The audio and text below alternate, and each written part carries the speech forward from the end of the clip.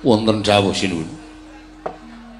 Wis tau tepung karo Nalindra sing rawuh iki. Biyo. Ana Nalindra kok sugihe kaya ngono. Sandhangane pating glebyar.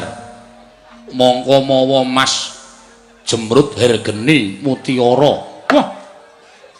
Nganti kasarating Sang Hyang Pratanggapati kaya srengenge kembar 1000. Diweji mbok menawi menika Nalindra ingkang sugih bondo bandu mugi katimbalana menapa wigatosipun dene rawuh wonten negaring Loji Tengara. Nuwun sewu sampun kinten kula tumambuh yekti saweg sepisan menika kula wanuh menawi dipun keparengaken gladi wanuh nggulang tepang panjenengan menika sinten Prabu Duryudana jagat Dewa Bathara. Bodana wonten dawuh nggih. Cobi dangu kalian kula. Sampeyan kuwi sapa kok disebut jenenge Prabu Duryudana? Oh, gandhok bleguduk suwalu gembol Sumarante. Nyata mboten baen-baen, Ger. Menika mboten Nalindra cepete.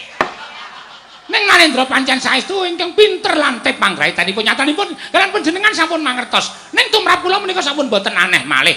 Jerpaduka menika Nalindra ingkang kalukengrat anjayeng bawana sinten ing mboten ngertos kalian nata ngastina Prabu Duryudana sedaya sami priksa mila sampun kantos kagiat ingsun Nalindra ngastina Prabu Duryudana wela cocok nuwun sewu sinuwun raharja rawuhipun yo slamet tekaku apa pancen kepara nyata kowe ingkang aran Prabu Belgeduelbeh mboten wonten kalih kula ingkang nami Prabu Belgeduelbeh jagat Dewa Bathara sandhangane ora mingsra wae kondange nganti ngasorake marang kumandange nata ngastina. Nyuwun pangapunten sinuwun ya ora dadi ngopo Prabu Belgeduelbeh nuwun sewu ingkang wingking sinten Penemban Duran Durna. Oh iya ning Durna heeh pancen ngestina kuwi nggone wong kaluka kabeh. Anyen wong Astina ki nggone wong kondang-kondang. Ora ana wong sing ora patek kondang ning negara Astina ki ora ana. Kabeh nggone wong kondang-kondang. Siji nalindrane Prabu Duryudana, loro pujangganing negara ya kuwi Begawan Durna. Sapa sing ora ngerti kondanging Begawan Durna? Nggih, pancen kondange pun dugi negara ing Loji Tengara.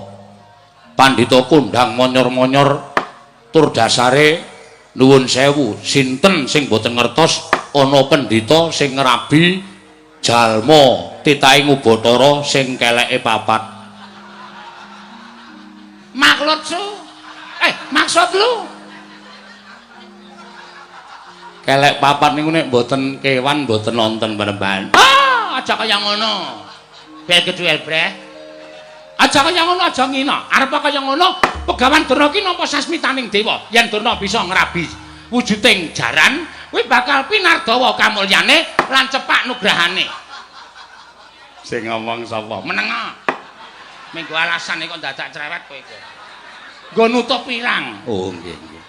Kuwi bakal cepak kanugrahane. Mula kanthi rasa kepeksa aku ngrabi karo wujuding jaran ki pancen wis dadi dawuh sing gawe jagat. Oh ngoten. Rasa tok rembug perkara kuwi. Mboten mangling ingkang wingking Patih Sengkuni. Iya, Sang Nata Prabu Belgeduelbeh. Pancen kepara nyata aku Patih Sengkuni. Nuwun sewu sinuwun. Panjenengan menika Nalindra kalukengrat. Nalindra ingkang kondang umandang ewadene kersa rawuh wonten negaring Loji Tengara. Ing nyatanipun mriki menika namung negari ingkang saiyuping payung. Kula pawekaken jembaripun negari ingkang alit. Negari ingkang nuwun sewu mboten kados negari Ngastina. Menawi dipun keparengaken kula badhe nyuwun dawuh wonten wigatos menapa? Badurna. Wonten dawuh, Ger. Kados pundi? Prasaja kemawon, lajengan kemawon. Panjenengan paring dawuh wigatosipun menapa? Mangke tumunten Prabu Belgeduelbeh menika saged nampi menapa mboten? Menawi mboten saged nampi, negari Loji Tengara dipun damel sungsang bawana balik. Dipun damel basa-basa. Inggih. Bapak Durna ingkang tanggal jawab. Kula tanggal jawab, Ger. Prabu Belgeduelbeh wonten dawuh sinuwun. Prataku ana ing negara ing Loji Tengara sepisan. satemene brebeg talinganku kabeh para kawula sak negara Ngastina padha ngandhakake ngumandhang ing negara Nglojitingara ingkang lumrahe kawulaku padha ngundhangake ngumandhang ing negara Ngastina nanging kena ngapa pendak-pendak ana kekelumpukaning kawula kekelumpukaning para kawula negara Ngastina padha ngandhakake ngumandhang ing negara Nglojitingara negara ingkang adil makmur negara ingkang bebasan apa ingkang ditandur bisa tuwuh ngrembaka woh-wohane negara ingkang subur negara ingkang tentrem negara ingkang ayem kanthi kaya mengkono aku pengen nyatakake lha kok jebul bareng aku prapta ning negara Nglojitingara apa sing dikandhake dening para kawula mau pancen kepara nyata kabeh kawulamu padha sayuk rukun majinamatan padha tentrem uripe padha rukun uripe mula kang sangka kuwi dina samengko penggali ingsun duwe rasa meri kelawan negara Nglojitingara mula kanthi cara iki aku prapta ning negara Nglojitingara mung bakal sakjarwa marang sira Prabu Pilkedwelbeh apa ora luwih prayoga apa ora oleh apik lan luwih becik lamun negara Nglojitingara ditadekke siji karo negara Ngastina supaya isa luwih kondhang kaluka supaya isa luwih hanjayeng bawana mengko apa-apa sing dikira kurang ana ing Nglojitingara bakal tak paringi saka negara Ngastina semono uga yen Ngastina ana kekurangan mbok wenehi saka negara Nglojitingara kanthi cara mengkono Ngastina lan negara Nglojitingara bakal manunggal tetunggalan nyawiji ora bakal bisa dipisahake tegese kowe lan aku manunggal nanging sing gedhe pangapuramu luwih dhisik upama mengko ana salah sawijining nayaka sing takon babagan Nglojitingara negara Ngastina sira sinuwun kudu paring dawuh yen to Nglojitingara dadi jajane Ngastina mengkono mungguh karepku prapta ning negara Nglojitingara sinuwun negara kula dipun dadosaken setunggal kaliyan negari Ngastina yo terus mengke nek kula duwe kekurangan napa sing dibutuhke masyarakat Nglojitingara diparingi saking negari Ngastina yo mengko nek Ngastina kekurangan kula ngaturaken menapa ingkang dados kirangipun negari Ngastina yo pancen mengkono kula setuju sinuwun kula sarujuk merga menika napa jenenge diarani memitran kalian negari tetanggi menika sanget dipun betahaken yo pancen bener ning sing kula ora cocok nuwun sewu sing kula ora mathuk nek ana pandangan saka para kawula kok Nglojitingara dadi siji karo Ngastina merga Nglojitingara wis dadi jajane negara Ngastina nuwun sewu Nglojitingara nika merdika lho sinuwun Nglojitingara nika mboten keping dipun jajah dening sinten kemawon kawula sak Nglojitingara menika sampun nggadahi raos utawi sampun memproklamirkan kemerdekaan wis ben bangane angel golek kata-kata mbok wis ngene iki. Memproklamirkan iki basa Jawane apa coba? Memproklamirkan kemerdekaan. Mula wonten mriki menika wonten tetembungan bahwa kemerdekaan itu adalah hak segala bangsa, setiap manusia mempunyai hak kemerdekaan. Bodhono menika ngendika menapa? Menika cara Melayu nggih. Cara Melayu wonten kula lan panjenengan menika namung mlaku dadi. Len nututi rekoso. Tegesipun bilih negari Nglojitingara menika merdika mboten kenging dipun bondo dening sinten-sinten lan mboten purun dipun jajah dening sinten-sinten tegese Prabu Pilkedwelbeh ora nampa napa sing kula aturke sajaipun mekaten nggih sajaipun mekaten Prabu Pilkedwelbeh pripun sinuwun ingkang sak temene kowe sarujuk negara Nglojitingara nyawiji karo Ngastina sarujuk memitran kalian saminipun praja menika dipun betahaken ning kula ora mathuk kula ora kepengin nek negara Nglojitingara dadi jajane negara Ngastina sami-sami merdika Nglojitingara ya merdika Ngastina ya merdika dhewe aja nyalai kalawan kemerdekaaning negara Nglojitingara merga nek nganti sampeyan nyalai kamardikan negara Nglojitingara nuwun sewu rakyat kula sampun nyawiji tetunggalan sapa sing ucek-ucek kamardikaning negara Ngloji Tengara wah bakal ditotoi pecating nyawa blabaring ludira.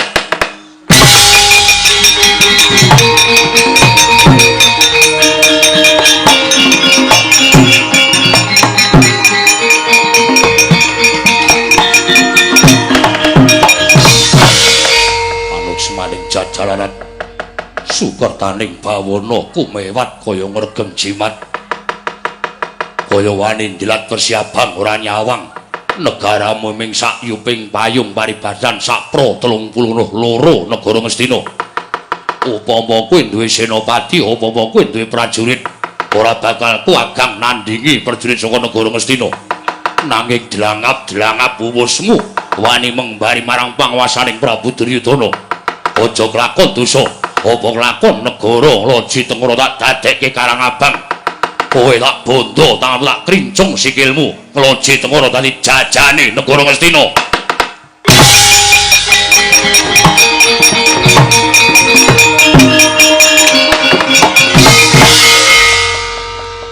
Arep ratu cilik suwe-suwe dunake ngene iki aku ora wedi sapa-sapa.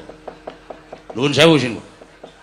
Sampeyan aja dumeh gleleng dadi Nalindra negara gedhe terus kula negara cilik terus sampeyan arep ngidak-idak martabate Prabu Belkedwelbe. Kula dadi wakiling para kawula sak negara Ngloji Tengara nek sampeyan ngendika kaya ngono tegese sampeyan ora iso dijak rembugan apik-apik. Sampeyan gunake cara kasar supaya ngrubuhake adeking Prabu Belkedwelbe. Oke, ora masalah. Mboten napa-napa. Apa rumasane kula niku wedi disenggara macan? Iya. Apa rumasane kula menika wedi digetak? Sinuwun, sampeyan niku kurang napa kula tak takon.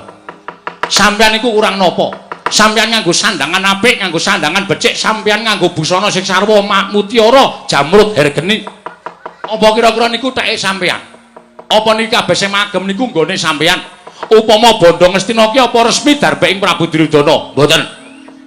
Apa dikira Prabu Belkedwelbe ratu wingi sore ora maca sejarah? Sampeyan ngungkup negara Ngastina niku darbeking para Pandhawa. Pandhawa sing duwe negara Ngastina. Ning merga saka akal licik sampeyan, akal licike sampeyan kemenanganing Pandhawa mangglimpangke.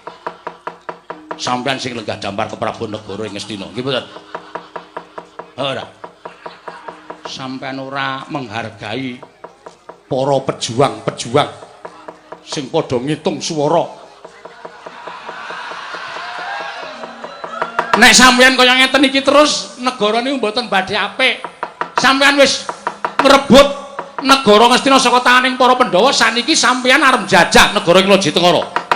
Sampeyan eling, sampeyan niku jane ora duwe negara, sampeyan niku jane dudu ratu, ning merga sampeyan niku nyilih negarane para Pandhawa, wekasan sampeyan dadi ratu. Kok sampeyan ora sadar nek negara sampeyan niku negara silian. Niku sing kudune mang balik karo para Pandhawa, ora kok ndol ngangah-angah arep ngidak-idak martabate wong Ngloji Tengara. Sedumuk bathuk senyari bumi. Nadane mung sedumuk jembaring bathuk, nadane mung senyari jembaring bumi. Tak totohi pecahing dodo utawi rutira. Prabu Belkedwelbe tong-tong trap.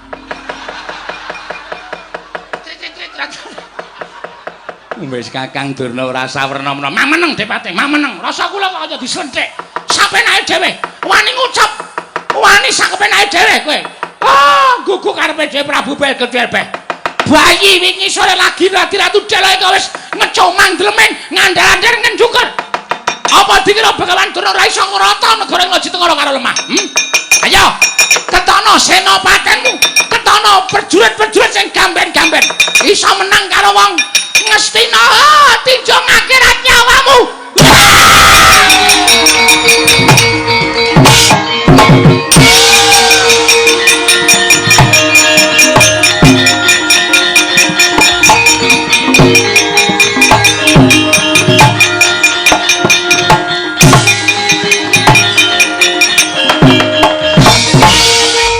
Nuwun sewu sinuwun. Kulon jangkah patih sengguning boten kenging. Aku telat kok. Lemon. Lemon kowe iki. Apa tengmu kaya genthong semono gedene. Seragame ra ono sing sedeng. Pangapunten. Ya ora dadi ngopo. Ae si sapa jenenge mau? Sastra Cetha iki arep rada kocluk. Ning kae lantip panggaitane ora kon macem-macem durna dibres. Seneng aku. Wis ngono kuwi. Waduh sinuwun menika mangke kriwikan dadi grojogan. Ora sawedi, ora sawedi. Pasrah marang panguwasaning Gusti ngakarya jagat. Gusti Maha Pirsa. Sapa sing bener, sapa sing salah, kuwi Gusti wis ngerti. Bener karo salah iku ora gumantung marang menungso siji lan sijine, ning pasrahke karo sing gawe jagat. Ngono. Aku wani ngene iki kanthi landhesan aku bener. Nek Prabu Duryudana ngelar jajan, Prabu Duryudana nggunakake panguwasane, dienggo idak-idak ratu sing cilik-cilik, kowe karo aku nek meneng wae ngibarate kaya dene cacing sing ora iso nyuwara, ora iso duwe perasaan nek didak menungso ngulat-ngulet karepe arep males ning ora duwe apa-apa. Iya, mekaten. Kudu diwaneni, kudu diwaneni. Nalendra Ngastina kene ora diwaneni arep tuman wae. Ayo, nek perlu digawe wirang bareng Paduka. Kowe ngetapno para wadyabala segelar sepapan niki ngestakaken dawuh. Kabeh pilih ana sing wani perang mungsuh wong Ngastina. Nadyan akeh wong Ngastina ning paitane upama mati, matine mati utama, labuh bebener bakal dibuka lawanging swarga. Mekaten sinuwun. Nek ngaten ngestakaken dawuh, nyuwun pamit madhal paselan. Sumodenta wonten dawuh. Aja wedi mati. Waduh. Jen pangapunten anak kula tasih bayi. Arep ndhe anak bayi nek jeneng sifat perjurit ki ora usah mikir, ngono. Anak ki saka tembung ana. Anane ana ki saka keparenging Gusti dene wong tuwa ki mung dititipi. Mboten. Ya, nggih. Wis tak kedhawuh. Nek anak men kula mboten patosa. Mboten patosa kula menika nggondhel. Bojo kula sing bojo kula nglairaken sepisan menika nembe ayu-ayune. Colok mripatmu. Ampun sinuwun ampun. Kowe nek duwe sifat kaya ngene tak copot kelungguhmu dadi tumenggung. Tak copot kelungguhmu. Ampun sinuwun ampun. Mangkat perang. Lho niki. Ngestakaken dawuh. Nek dipun parengaken kula wangsul pamit kalih Semah lan anak kula. Sadurunge mangkat perang sakarepmu nek arep pamit pamita. Lho ora apa-apa. Tak parengake. Teh wonten dawuh. Tataana prajurit Ngastina, nek kowe kerepotan ora iso nandhiki ridane wong Ngastina, wadula karo Prabu Belkedwel be. Nadyan dadi jeking pengamun-amun, nadyan dadi bluksi blegedaba, ajur mumur awakku tak nggo depani negara bumi wutah getihku, ya negara kelairanku, ya negaraku, Ngloji Tengara. Lho niki ngestakaken dawuh. Nyuwun pamit sinuwun. Sing ati-ati aja kaya bocah cilik. Pilihana aja dipeksa, sing wani perang kon maju, sing ora wani perang kon bali. Lho niki ngestakaken dawuh sinuwun. Ngopo iki kok do nangis? Nuwun sewu sinuwun, panjenengan mboten priksa bilih. Semah kula menika prajurit.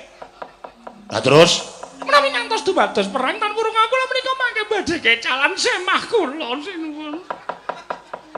Sing jeneng bojon prajurit kuwi aja nangis. Nek sing lanang maju perang, merga kuwi kewajiban. Ngerti yo, urip ning alam padang kuwi mung werna telu. Lair netepi kewajiban, mati. Ngono tok. Ora ana liyane. Nek kewajibane dadi nek kewajibane dadi lurah sing apik. Nek kewajibane dadi RT sing apik. Kewajibane dadi prajurit sing kudu njaga negara. Kewajibane perang, ya perang sing apik. Mongko tumrap aku perang iki perang apik. Tobat. Saenipun wonten pundi? Aku ngukui negaraku. Lho, sing arep dijajah karo Duryudana. Inggih. Aku ngukui negaraku. Nek nganti negaraku iki engko dijajah dening Duryudana, tan wurunga uripmu karo uripe bojomu ya ora kepenak. Mergo dadi wong jajan. Dadi wong jajan ki ora merdika. Menganten sinuwun. Lah kowe ngopo? Nangis pras.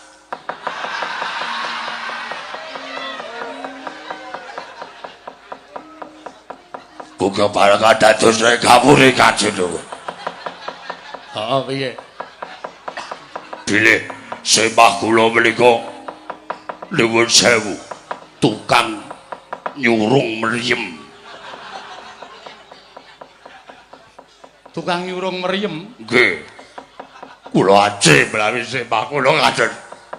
Sedo wonten ing beberangan.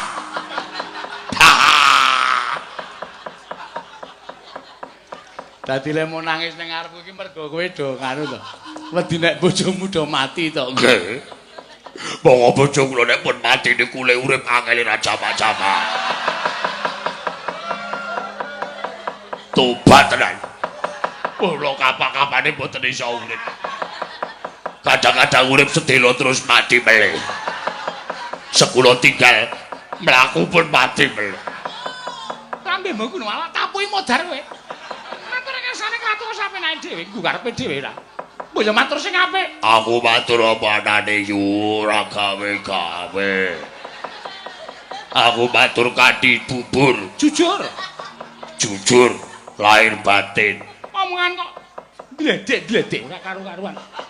Mati kok mesti lho, mati kok mesti lho. Batrene entek. Aja duwe panyokro bawa sing ora-ora. Oh, ngono to. Nggih. Ora usah kuwatir engko bojomu nek mati tak paringi sesuatu sing iso urip. Kula mesti nuwun gadah. Santai wae ngono tak menehne. Oh nggih, matur suwun. Atuh wong wedok cangkeme kaya. Santai wae yu. Lagi kula suwun kadhisaken mangke menawi sembah kula kaliyan bojonipun Bayu kula menika pejah wonten ing pabaratan. Gusti tasih sugeng Gusti Prabu Bedhuel kedah ngupakara dhateng kula. Ya, ora usah kuwatir. Aku mesti ngupakara karo bojon-brojon perjurit kuwi tak wenehi apa jenenge iki dhuwit saben sasine sing cukup tok nggo urip karo anak bojomu, anak-anakmu, tok nggo nyukupi kebutuhane anak-anakmu. Nggih, matur sembah nuwun lae ngaten tentrem ati kula. Estu sinuwun. Panjenengan badhe paring dana saben wulan sepisan. Mesti tak nehi dana. Lah ngaten mengke wangsul bojo kula padenane. Oh ya ben perang sik, perang sik. Aku nek perang nek ora sida mati. Ora parah aku ora sida entuk dhuwit. Atobat wong wedok kok kaya ngono wong iki nek lengene sak kempol. Kerja keras kaya iku. Ah iya. Inggih sing ngaturaken panuwun ingkang tanpa pindhan. Tatanen mburi kono. Inggih. Wiwit saiki kowe olah-olah sing akeh. Ngestaken dawuh. Mergo sawijining senopati perang utawa jiwa satriya kuwi ora mung wong-wong sing maju nang pabaratan. Ning klebu kowe ngolah-olahke para prajurit sing padha perang, kowe uga entuk gelar pahlawan. Tobat. Ngaturaken panuwun ingkang tanpa pepindhan. Rai beceng kula pejah dipun kubur wonten ing Taman Makam Pahlawan. Nek kowe gelem ngolah-olahke prajurit sing padha perang, nek kowe tekan ing pati dikubur ning Taman Makam Pahlawan. Nggih. Engko nek Taman Makam Pahlawan kebak ya paling tak jalukke tak kubur ning Taman Pintar Nggontomanan. Panjenengan rai ketika. Ah kowe iki ya lucu. Iki aslimu ngendi to? Kula Delingo. Oh.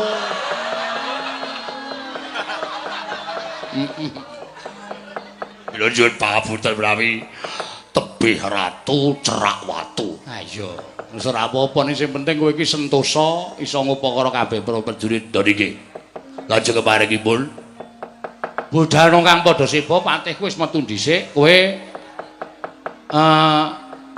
sapa? kula pun Nanda Sulastri.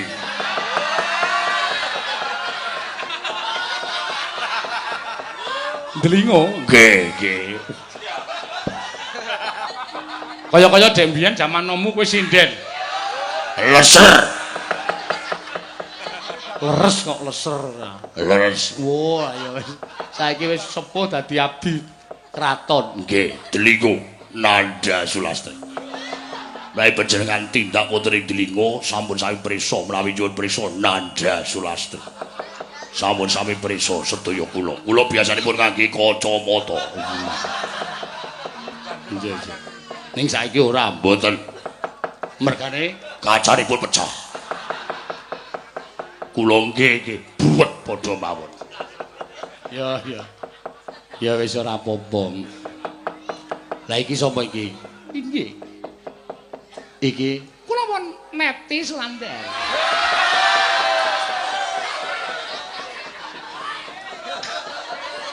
Oh, iya iya. Nggih. Kula menika sak gumun kalian adi kula Nandam. Sak ping tak krus. Ya, anu ya. Budana kang padha sebo ingsun kundur ngedaton. Kundur wonten putih sinuwun. Maksude mlebu kraton ora kok bali. Oh iki stakaken dal. Aku dadi awakmu jeblok kaya ngono ndak? Angge sampun sepuh. Iya. Nek riyen nggih ramping. Riyen nggih cilik awak kula. Sirahe barang cilik. Aku seneng duwe abdi kowe. Marai ndawake umur. Nggih. Sing jeneng penyakit ki jane ora usah tambani apa-apa. Tambani ati seneng karo seneng guyu kuwi penyakit ilang dhewe. Nggih. Ya wis. Ngono wae budana kang padha sepo. Nggih, paringipun mawi iringan menapa. Mawi iringan menapa. Aku mbiyen mantan sinden isamu apa? Kula menika paling seneng menika Slendang Sutra Mungu. Wong ratu ndur datok nek Slendang Sutra iki slendange gantung kowe apa piye? Ampun duka sinuwun. Nggih menawi ngaten mboten Slendang Sutra Mungu ingkang ngetren sak menika kemawon. Apa? Gembus asmara. Gubuk. Hah? Gubuk. Gubuk kok gembus? Gubuk. Gubuk kok ana gembus. Tatone modar kowe. Mrene. Wis rasa dadak aneh-aneh. Iki diringi nganggo dicondro. Ha nggih dicondro. Wis kowe menengo sik men Pak Dalang men nyondro. Mriko wonten dalange. Ana, iki padake wayang ora ana dalange. Monggo Pak Sino. Nggih. Stop Pak. Kula meri mboten disebut jeneng kula. Oh ya, engko tak aturke Pak Dalang. Bawa dina. Bapa ing Sungalima. Oh, kula wonten maring adawuh, Nger. Kula wonten maring adawuh. Hati pundi? Jebul pinanggihipun Prabu Bel Kedhuel Beh Wangkot. Mboten purun manunggal kalian para sata, kula mboten purun manunggal kaliyan Negaring Astina. Panjenengan nggih radyawrat jernyatanipun Prabu Bel Kedhuel Beh sajaipun wonten kaliyan panguwaos Negaring Astina. Malah sajaipun ngina dhateng paduka anak Prabu Astina.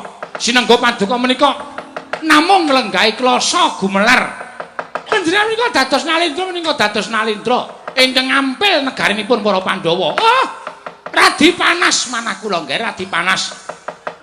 Ing atasipun namung derajatipun Prabu Bel Kedhuel Beh nalindra alit kemawon. Lah kok wonten munasika dhateng kalih paduka. Srana aturipun ingkang sajaipun ngiyas dhateng paduka anak Prabu Astina. Dursasana, wonten dawuh Koko Prabu. Kartomarma, Prawadya Bala Kurawa ketapke aja mbaka siji karo padha mlaku. Yen perlu bebarengan negara ngloji tengara dirata karo lemah Prabu Bel Kedhuel Beh aturna marang panjenenganing Sun Bandan ya kena modar ya ora apa-apa. Inggih ngestaken dawuh. Lajeng pangkatipun ingkang rayi benjang menapa ora ketang sambung obor cara lintang mangkat to dina iki. Kanca mangkat ayo gepuk perang negara ing loji tengara. Monggo Kakang Mas dherekaken. Ngaglah kaya ndha mentang kaya gendhewa. Sowe takon karo aku Patih ngloji tengara, Patih Bayu Kinara, dasar para nyata. Balik kowe sapa? Kadang nata ing Astina, kadang ing Sinun Prabu Duryudana, kadang tarunane peranganing para sata Kurawa, aku Raden Kartomarma. Ora mbok gulungi genderamu, mbok gongkoki gamanmu aja takon dosa. Nadan namung sak yuping payung jembar upaking negara ing loji tengara, ora bakal aku mundur nandhingi wong Astina. Wah, keparat. Kaya ngregem jimat kaya wani nglat wesi abang. Ora gelem ngaturake bandaning Prabu Bel Kedhuel Beh ana ngarepane Kartomarma. Ngloji tengkara tak bumi angus Muromadya jangkah langan ka ana dhisik bathanging pate Bayaginara wah tinjung akhirat nyawamu parat